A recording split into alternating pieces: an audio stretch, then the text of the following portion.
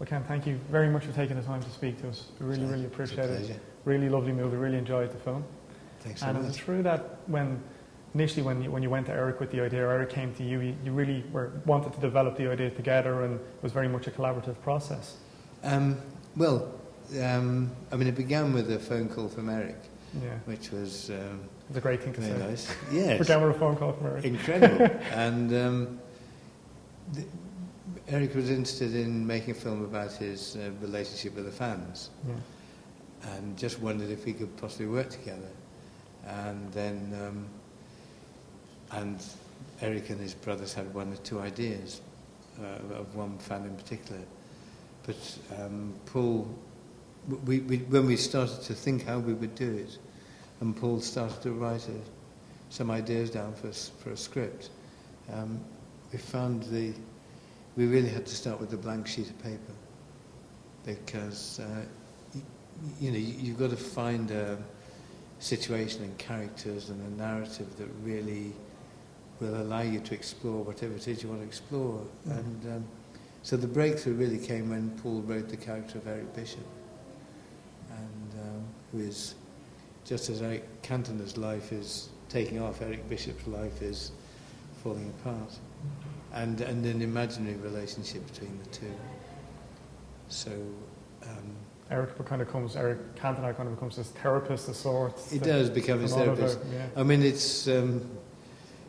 Eric Bishop nicks a little spliff from his son's bedroom. Not that I'm suggesting any viewers should do this, but and I can't guarantee Eric Cantona will appear in their bedroom if they do. But anyway, he does this, and I guess the Eric Cantona in the film is just a projection from the other guy's mind.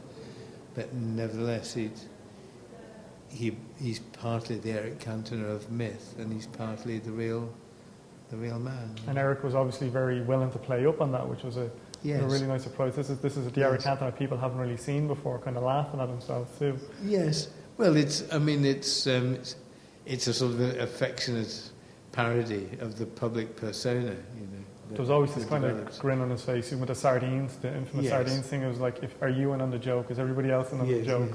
And the film really does play up on that side too.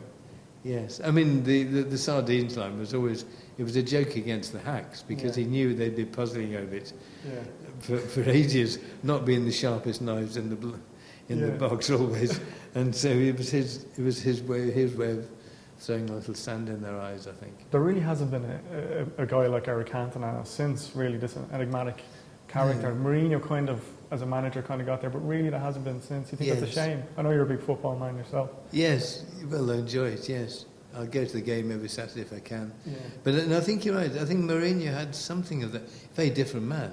The press didn't know how to deal with him at all. But he had something about him that you couldn't quite read always.